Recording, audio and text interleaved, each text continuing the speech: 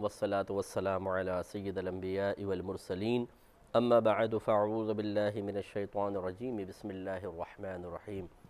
الحمدللہ الہادی پروگرام میں نیکوں کی صحبت کی برکت اور اس کا شرعی حکم اور بروں کی صحبت کی نحوست اور اس کے بارے میں جو اللہ تبارک و تعالیٰ کے احکام ہیں ان پر کلام چل رہا تھا، اور اس سلسلے میں حضرت نوح علیہ السلام کا عبرتناک واقعہ ذکر ہو رہا ہے۔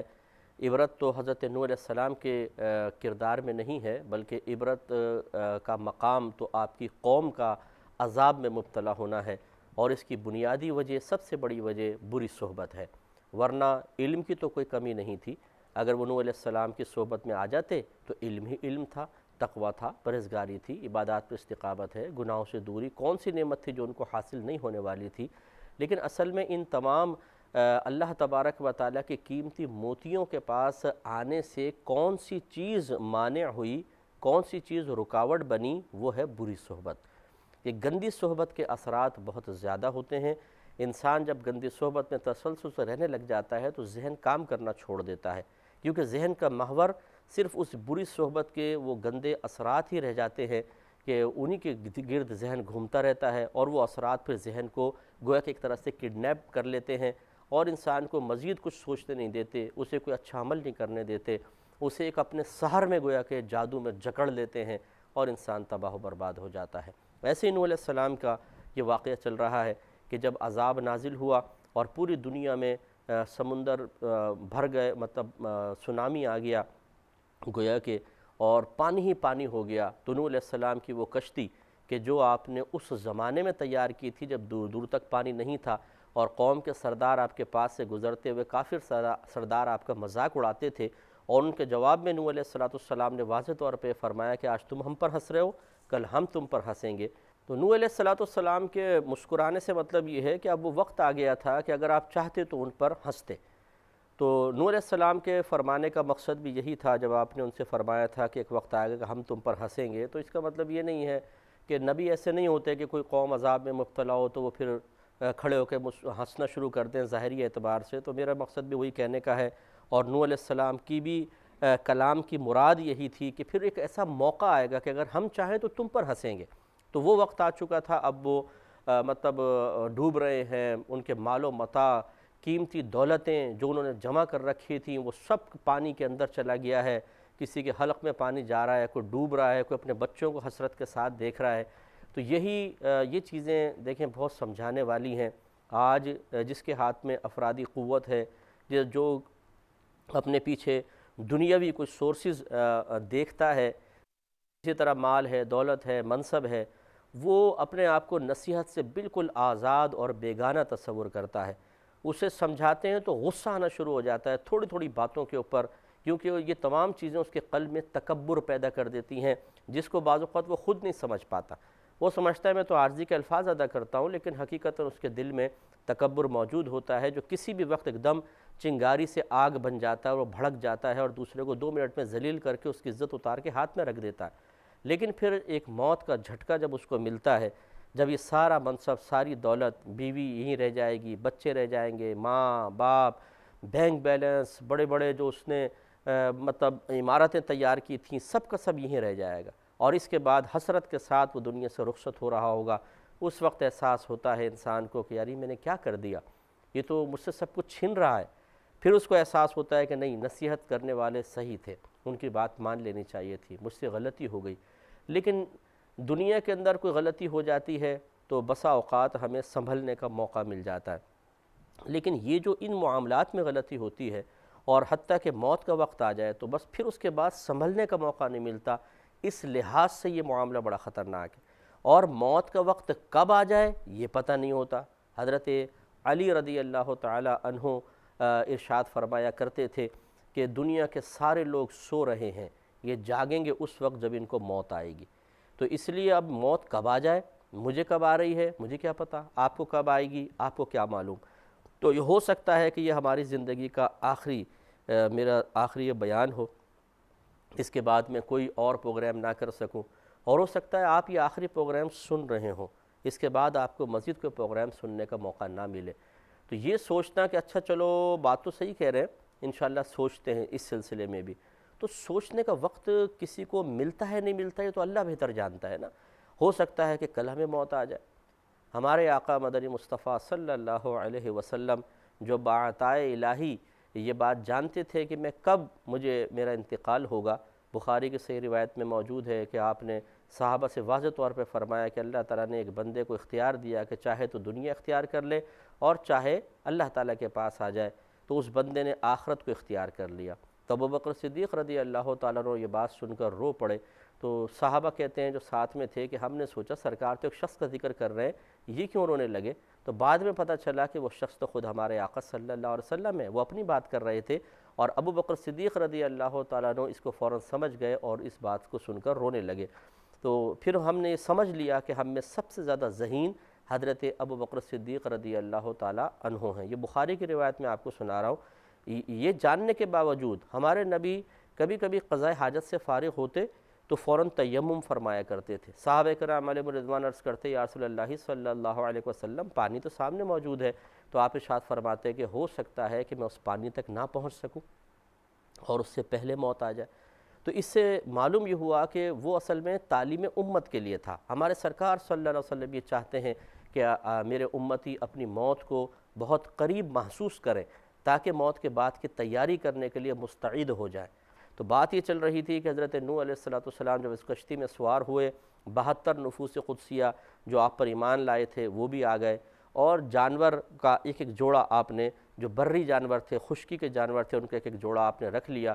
کشتی چل پڑی تو آپ کو نظر آیا کہ آپ کا بیٹا ایک پہاڑ کی چوٹی پہ کھڑا ہوا ہے, کیونکہ پانی اوپر تک آ گیا تھا تو وہ پہاڑ پہ چڑھ گیا. تو اس کو بلایا آپ نے. میں اس کو دوبارہ ذکر کرتا ہوں. وَنَادَى نُوحٌ ابْنَهُ, اور ندا کی نوح نے اپنے بیٹے کو آواز دی. وَكَانَ فِي مَعْزِلٍ, اور وہ بیٹا ان سے کنارے پر تھا, انہیں جدا ہو گیا تھا. کیا فرمایا؟ یا بنی ارکب معنا, اے میرے بیٹے ہمارے ساتھ سوار ہو جا, میرے ساتھ سوار ہو جا. وَلَا تَكُن مَعَ الْكَافِرِينَ, اور کفر کرنے والوں میں سے نہ ہو. لیکن جب بری صحبت سر چڑھ کر بولتی ہے تو یہ ہوتا ہے, پھر ماں باپ کا سمجھانا بھی برا لگتا ہے. کتنے بچے ایسے ہیں جو پہلے سر جھکا کے ماں باپ کا کہنا مانتے بھی تھے, سنتے بھی تھے, لیکن جب وہ سرکش دوستوں کے ساتھ بیٹھنا شروع ہوئے جو اپنے ماں باپ کو حقارت کے ساتھ ذکر کرتے ہیں اور ان کی وجہ سے پھر اس بچے میں بھی بغاوت کے اثرات نمودار ہوئے, تو پھر وہ چوڑا ہو کے کھڑا ہو جاتا ہے باپ کے سامنے اور آنکھوں میں آنکھیں ڈال کے گفتگو کرتا ہے. اس بدتمیز کو یہ سمجھ میں نہیں آتا کہ آج جوانی کے زور میں جو آپ آنکھیں میں آنکھیں ڈال کر باپ کو اس کی کمزوری کا احساس دلانے کی کوشش کر رہے ہیں, اگر اللہ تعالیٰ ناراض ہوا تو آپ کی ساری طاقت 2 منٹ میں پانی پانی ہو جائے گی.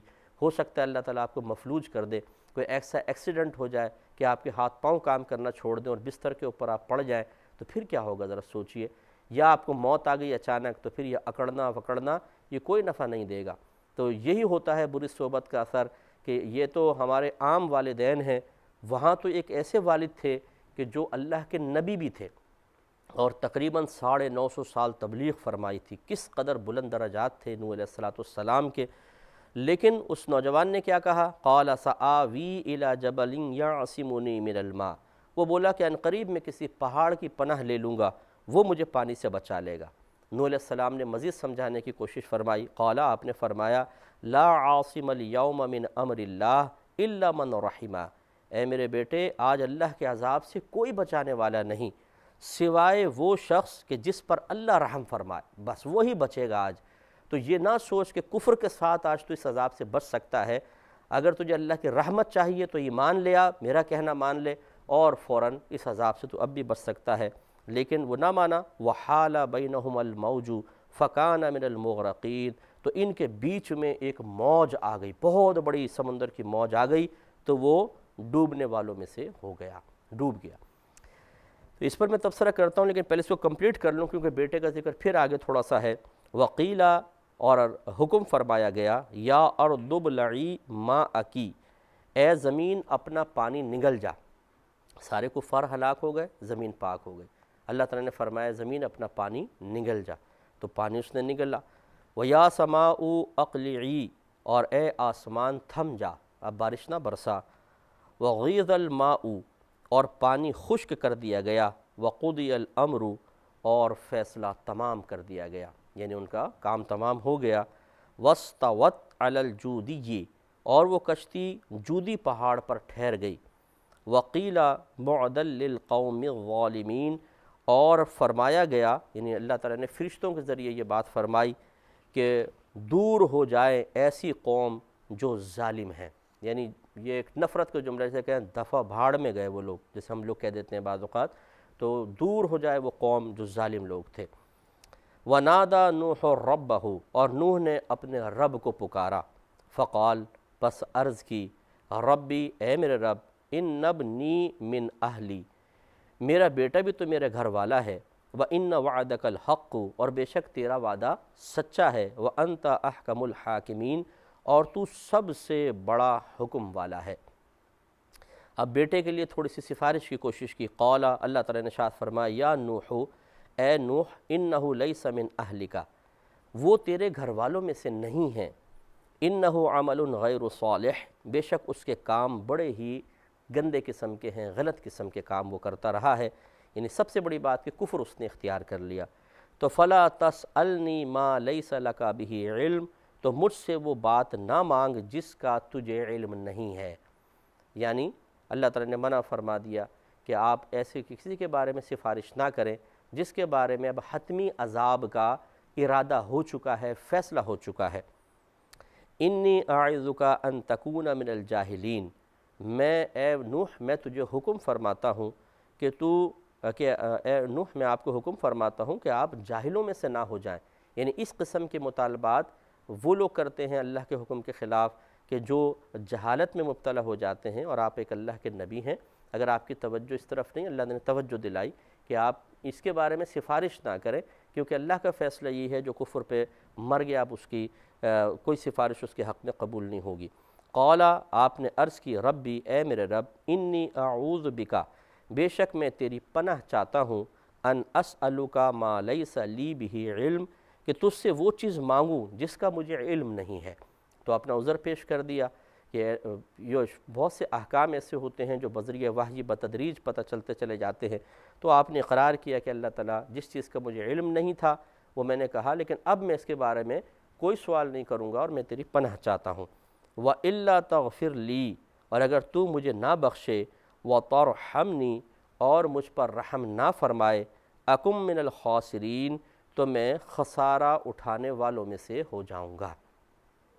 اب اس پر تھوڑا سا غور کر لیجئے، اور خصوصاً میں گزارش کروں گا ان لوگوں سے کہ جو کسی خاندانی نسبت کی وجہ سے اپنے عمل کو نظر انداز کر دیتے ہیں، خصوصاً مطلب بعض علماء کے بیٹے ہوتے ہیں، مفتیان کرام کی اولاد ہوتی ہیں، اسی طرح پیر حضرات کی اولاد ہوتی ہیں۔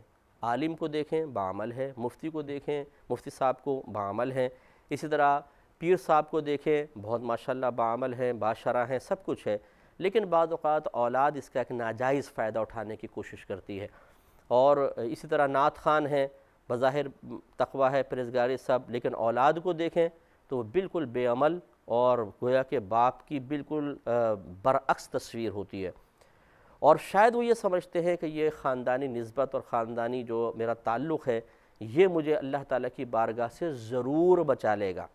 میں نے ضرور کا لفظ اس لیے کہا کہ اگر کوئی حالت ایمان میں ہے تو انشاءاللہ خاندانی نسبت ضرور نفع دے گی، ضرور نفع دے گی، اور ایسا نہیں ہے کہ بروز قیامت یہ خاندانی نسبت نفع نہ دے، لیکن تشویشناک بات یہ ہے اور قابل توجہ بات یہ ہے کہ یہ نسبت اسی وقت کام دے گی کہ جب انسان ایمان کو بچا کر لے جانے میں کامیاب ہوگا۔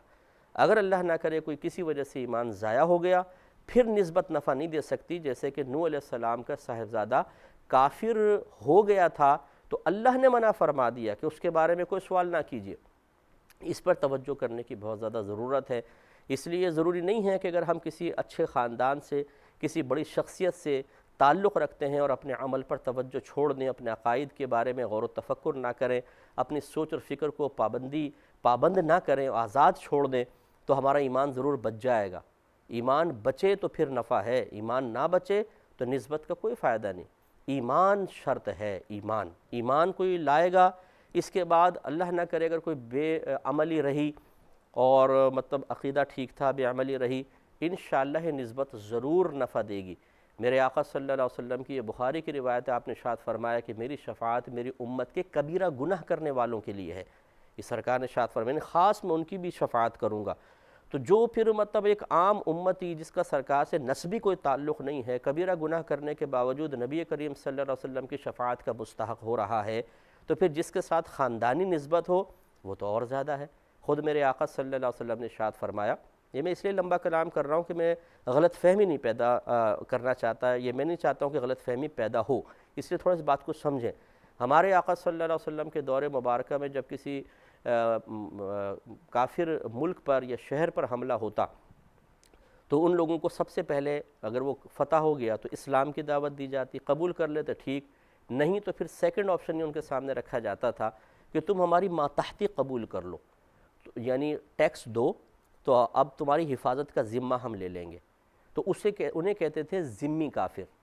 اور جب یہ کافر ذمی بن جاتے تھے تو ان کا ایک حق ہوتا تھا باقاعدہ، یعنی جس طریقے سے ایک مسلمان کو کسی مسلمان کے قتل پر قصاصاً قتل کر دیا جاتا تھا، اسی طرح ذمی کے قتل کرنے پر بھی قصاصاً مسلمان کو قتل کیا جاتا تھا، اتنا ان کو حق حاصل ہو جاتا تھا۔ اس کی روشنی میں اب یہ حدیث دیکھیے، ہمارے آقا صلی اللہ علیہ وسلم نے ارشاد فرمایا کہ بعض پڑوسی ایسے ہیں جن کے 3 حق ہیں، بعض پڑوسی ایسے ہیں جن کے 2، اور بعض ایسے ہیں جن کا فقط 1 حق ہے۔ فرمایا جن کے 3 حق ہیں وہ ہیں جو مسلمان بھی ہو، رشتہ دار ہو، اور تیسرا پڑوسی ہونے کا حق۔ جس کے 2 ہیں حق وہ جو مسلمان ہو اور پڑوسی ہو، رشتہ دار نہ ہو، اور جس کا 1 حق ہے وہ ہے کافر۔ معلوم یہ ہوا کہ دیکھیں ہمارے آقا صلی اللہ علیہ وسلم نے خاص رشتہ داری کی وجہ سے 1 حق زائد رکھا۔